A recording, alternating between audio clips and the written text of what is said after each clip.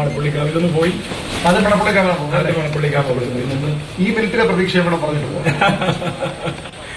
ഇനി അങ്ങനെ പറഞ്ഞ് പ്രേക്ഷകരെ നമ്മൾ വെറുതെ മുൾമുങ്ങി നടത്താൻ രാവിലെ 5 ഉറങ്ങാത്തവർ എത്ര പേരാണെന്നറിയോ? ഞാൻ കുറച്ച് നേരം അവരുടെ കൂടെ ഉറക്കടച്ചു. ഒരു 3:30 ആയപ്പോൾ ഒരു റൗണ്ട് ഉറക്കത്തിന് ഒരു 1.5 മണിക്കൂറിന്റെ ഒരു സ്ലീപ്പ്. പാലക്കാട് ഈ ശ്രീധരനൊപ്പം നിന്നതുപോലെ തന്നെ തന്റെ ഒപ്പം നിൽക്കും എന്നുള്ളതാണ് അദ്ദേഹത്തിന്റെ കഴിഞ്ഞ ദിവസങ്ങളിലേക്ക് ഒരു ആത്മവിശ്വാസ പ്രകടനം എന്ന് പറയുന്നത്. ഇത്തവണത്തെ ഈ ശ്രീധരൻ പി സരിനാണ് എന്നുള്ളതായിരുന്നു. പി സരിന്റെ സ്ഥാനാർത്ഥിത്വം LDF-നെ സംബന്ധിച്ച് വലിയ തോതിൽ ഗുണം ചെയ്തു എന്നൊരു പൊതു വിലയിരുത്തൽ LDF-നുണ്ട്.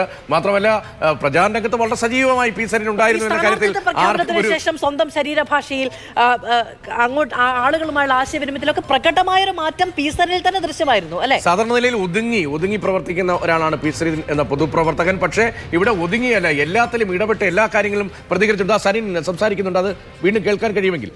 കഴിഞ്ഞ തവണ എത്രയാണ് എന്നുള്ളത് UDF LDF BJP എന്നുള്ളൊരു കണക്ക് നമ്മുടെ മുമ്പിൽ അങ്ങനെ എല്ലാറ്റിനും കൃത്യമായിട്ടുണ്ടെങ്കിൽ ആദ്യത്തെ റൗണ്ട് കഴിയുമ്പോൾ ഒരു ചെറിയ ഒരു സാധ്യത നമുക്ക് മുന്നിലേക്ക് വരും. അത് തന്നെയാണോ എന്ന് ഉറപ്പിക്കാൻ രണ്ടാമത്തെ റൗണ്ട് ഞാൻ പറയുന്നു. അതിനിർണായകമായ 2 റൗണ്ടുകളുണ്ട്. ആദ്യത്തെ 5 റൗണ്ടിൽ 4ഉം 5ഉമാണ്. അത് പ്രത്യേക കാരണങ്ങൾ കൊണ്ടാണ്.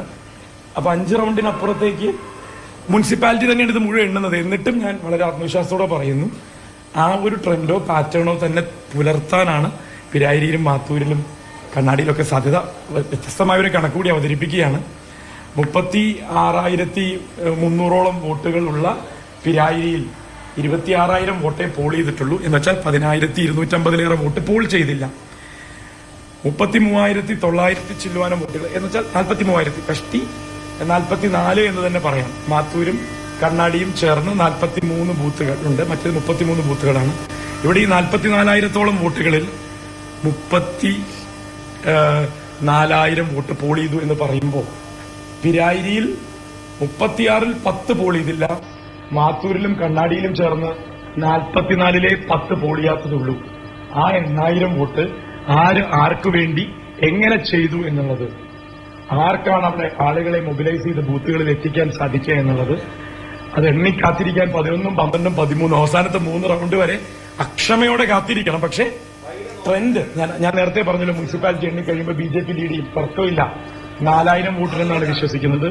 അത് 6,000 ആയാലും, ഞാനിത് ആദ്യമായിട്ട് പ്രേക്ഷകരോട് പറയുന്നു, 8,000 ആയാലും BJPയുടെ തൊട്ടുപുറകിൽ LDF ആയിരിക്കും. ഇനി ഒന്നുകൂടി പറയുന്നു, അവിടെ ഒരു 1,000, 1,500 വ്യത്യാസത്തിൽ UDFന്റെ പുറകിൽ പോയാൽ പോലും ഇത് മറികടന്ന് 13ാമത്തെ റൗണ്ടിൽ കഴിഞ്ഞ് 14ാമത്തെ റൗണ്ടിൽ 179, 180 2 മെഷീനുകളുണ്ട്.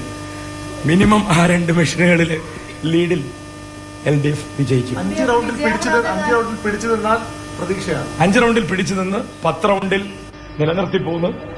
ഈ 9ഉം 10ഉം അവിടെയും പ്രേക്ഷകർക്കും പത്രക്കാർക്കുമുള്ള നല്ല റൗണ്ടുകളാണ് 9ഉം 10ഉം. കണ്ടമാനം വോട്ട് UDFന് കിട്ടിയ എക്സ്ക്ലൂസീവ് പിരായിരി റൗണ്ടുകളാണ്. എക്സ്ക്ലൂസീവ് പിരായിരി റൗണ്ടുകൾ 2 റൗണ്ടുകളേ ഉള്ളൂ കേട്ടോ.